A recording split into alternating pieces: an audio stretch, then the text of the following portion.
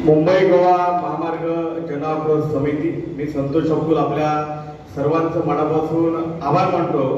आमचे मित्र समीर दादा असतील, गणेश दादा आणि तिकडे बसलेले आमचे आशिष दादा बने यांच्या माध्यमातून मला या आपल्या समितीचं कार्य माहिती पडलं। मागे दादरला सभा झाली, येता आले नव्हते, पण आज मला आशिष दादाने सांगितलं की दादा तुम्ही या। मी बोललो 100% येणार। आणि मी प्रथमतः आपलं अभिनंदन याच्यासाठी करेन की आता जो काही गोवा महामार्ग आपला झालाय, म्हणजे आपण या पावसात बऱ्यापैकी जाऊ शकतो आणि त्या सर्वांचं क्रेडिट जर कोणाला जात असेल तर आपल्या या जनआक्रोश समितीला आहे।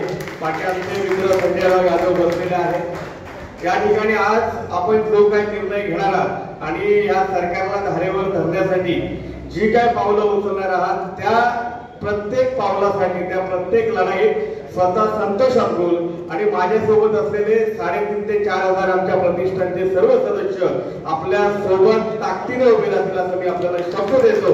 आणि त्याच्या पलीकडे ह्या 4 महिन्यात जर का त्यांनी ते काम केलं नाही तर हा संतोष अब्दुल दापोली मंडळगड खेड विधानसभेच्या वतीने 4 महिन्यानंतर आमदार म्हणून आपल्या सोबत असणार आहे। सभागृहाची लढाई, रस्त्यावरची लढाई, उपोषण करायची तयारी सर्व माझी आहे।